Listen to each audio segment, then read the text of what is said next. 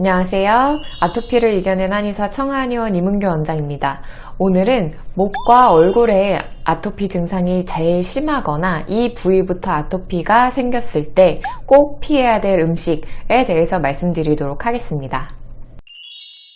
아토피 피부염이 음식에 영향을 많이 받다 보니 과도하게 식단 제한을 많이 하시거나 식단 제한으로 스트레스를 받고 계신 분들이 많으실 텐데요. 그 중에서도 목과 얼굴에 아토피가 나타났을 때 왜 이렇게 역류성 식도염과 관련된 음식을 제한해야 되는지 그 이유를 알고 관리를 하신다면 식단 제한에 대한 스트레스가 많이 줄어들 수 있을 것 같아서 말씀드리고자 합니다. 앞서서 얼굴 아토피에 대해서 말씀을 드렸을 때도 설명을 드렸지만 역류성 식도염 증상이 있다는 것은 극단적으로 표현하자면 여러 번 구토했을 때랑 비슷한 몸 상태를 만든다고 보시면 될 것 같습니다. 우리가 음식을 잘못 먹거나 체하거나 해서 토했을 때, 멀미해서 토했을 때를 생각해 보시면 좋을 것 같은데요. 음식물과 위산이 이 식도를 따라서 입 밖으로 역류를 하게 되면서 이 가슴 쪽으로 타들어가는 느낌을 분명히 받게 될 거고요. 그 다음에 여러 차례 그렇게 토를 하고 나면은 얼굴 쪽으로 열뜨는 느낌을 많이 받으실 것 같습니다. 근데 꼭 이렇게 극단적으로 토를 여러 번 한 게 아니라고 하더라도 매일같이 위산이 약간 울렁거리거나 약간 신물 올라오거나 트름이 자주 올라오는 정도라고 하더라도 이 증상이 매일같이 오랫동안 지속됐을 때에는 토했을 때와 비슷한 몸 상태를 만들기 때문에 결과적으로 목과 얼굴에 열감을 일으키고 그것 때문에 그 열감 때문에 긁게 되는 것이기 때문에 역류성 식도염을 일으킬 만한 음식을 제한하라고 말씀을 드리는 것입니다.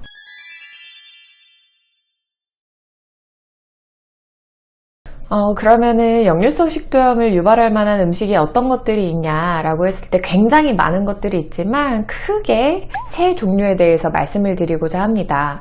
먼저 첫 번째는 밀가루, 기름진 음식, 육류 이렇게입니다. 이 음식들의 공통점은 다 소화시키기가 어렵다는 점, 소화가 더디다는 점에 있습니다.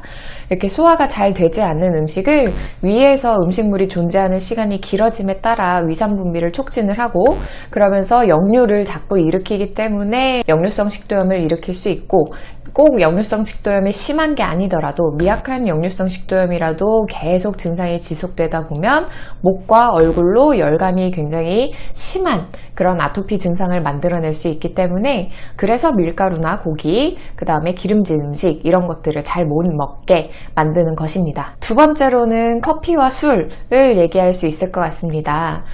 커피랑 술은 직접적으로 위 점막을 자극해서 위산 분비를 촉진하고요. 그 다음에 특히나 술 같은 경우에는 보통 아침부터 술을 드시는 분들은 잘 없잖아요.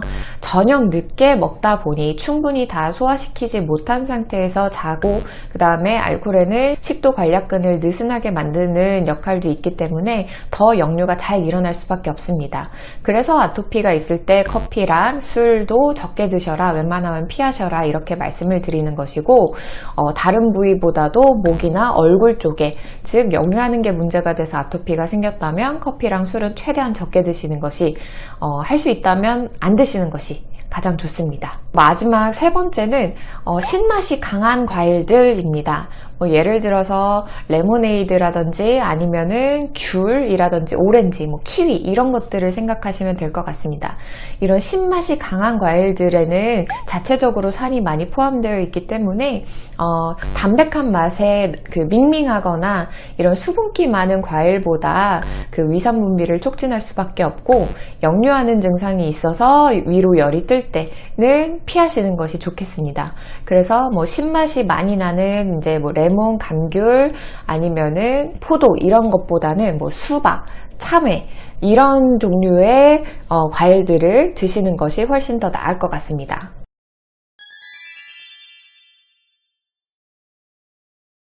너무 이것저것 다 드시지 말라고 해서 들으시면서 또 한번 스트레스를 받으셨을 수도 있는데요. 그러면 반대로 역류하는 증상이 있어서 얼굴과 목 쪽으로 아토피가 심할 때 먹으면 도움이 되는 음식을 한 가지 더 설명을 해드리고자 합니다. 제일 대표적으로는 생강 이라고 말씀을 드리고 싶어요. 이제 우리 입덧이 심할 때도 생강차 같은 거 마시면은 도움이 된다고 하잖아요. 생강이 그 약간의 매운맛이 있어서 몸을 따뜻하게 해주는 역할을 하기는 하지만 그것만으로 열감이 심해져서 아토피가 심해지지는 않고, 이렇게 역류하는 증상이 있을 때, 울렁거리거나 위산이 역류하는 증상이 있을 때 하루에 한두 잔 정도 생강차를 드시는 거는 오히려 역류하는 거를 방지함으로써, 소화 기능을 개선함으로써 목과 얼굴의 열감을 줄여줘서 아토피 개선하는 데 도움이 될 수 있습니다. 하지만 말씀드렸다시피 하루에 한두 잔 정도 드시는 게 좋고, 너무 많이 먹게 될 경우에는 생강차의 그 매운맛 때문에 오히려 더 소화가 되지 않거나 속이 아플 수 있으니까요. 꼭 주의하시기 바랍니다. 그리고 무엇보다 중요한 거는 왜 이렇게 역류하는 증상이 나타나서 아토피로 이어졌는지, 목과 얼굴 쪽으로 가렵고 각질이 일어나고 진물나고 하는 증상이 생겼는지 그 원인에 대해서 정확하게 파악하는 것일 것 같습니다. 무턱대고 이 음식들을 안 먹고 생강차를 먹는다 해서 위산 역류가 안 일어난다, 아토피가 낫는다는 아닐 것 같습니다.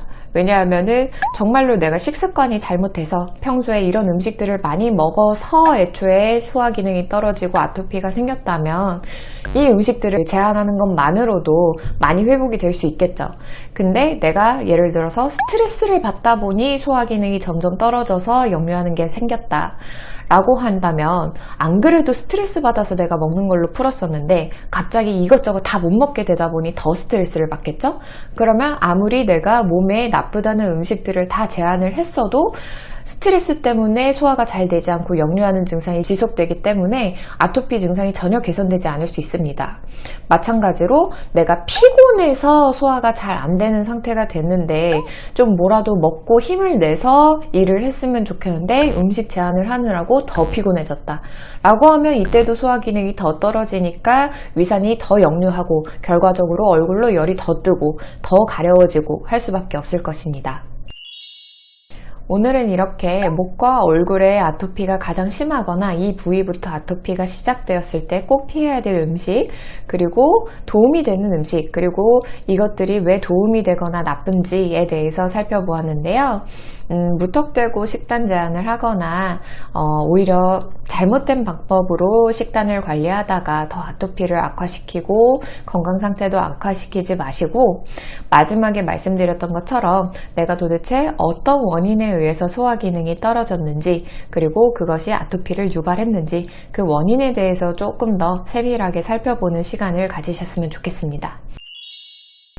오늘 영상이 도움이 되셨다면 구독과 좋아요도 함께 부탁드리고요. 더 궁금하신 점이 있으면 댓글로도 남겨주시면 답변 드리도록 하겠습니다.